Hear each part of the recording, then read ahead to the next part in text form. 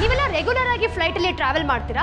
ಹಾಗಿದ್ರೆ ಈ ರೂಲ್ಸ್ ಬಗ್ಗೆ ನಿಮ್ಗೆ ಗೊತ್ತಿರಲೇಬೇಕು. ನೀವು ಟ್ರಾವೆಲ್ ಮಾಡ್ತಿರೋ ಫ್ಲೈಟ್ 4 ಅವರ್ಸ್ ಏನಾದ್ರು ಡಿಲೇ ಆಯ್ತು ಅಂತ ಅಂದ್ರೆ ಆ ಏರ್ಲೈನ್ಸ್ ಅವರು ನಿಮ್ಗೆ ಕಡ್ಡಾಯವಾಗಿ ಮೀಲ್ ನ ಪ್ರೊವೈಡ್ ಮಾಡಬೇಕು. ಅದೇ ನಿಮ್ ಫ್ಲೈಟ್ 6 ಅವರ್ಸ್ ಡಿಲೇ ಆಯ್ತು ಅಂತ ಅಂದ್ರೆ ಫ್ರೀ ಮೀಲ್ ಜೊತೆಗೆ ಅವ್ರು ನಿಮ್ಗೆ ಆಲ್ಟರ್ನೇಟ್ ಫ್ಲೈಟ್ ಅನ್ನ ಅರೇಂಜ್ ಮಾಡ್ಕೊಡ್ಬೇಕು. ಇಲ್ಲ ಅಂತಂದ್ರೆ ಆ ಏರ್ಲೈನ್ಸ್ ಕಂಪನಿಯವರು ನಿಮ್ಗೆ ಕಂಪ್ಲೀಟ್ ಆಗಿ ರೀಫಂಡ್ ಮಾಡ್ತಾರೆ. ಫಾರ್ ಎಕ್ಸಾಂಪಲ್, ನೀವು ಫ್ಲೈಟ್ ನ ಬುಕ್ ಮಾಡ್ಕೊಂಡಿರ್ತೀರಾ, ಏರ್ಪೋರ್ಟ್ಗೂ ಸಹ ಹೋಗ್ತೀರಾ.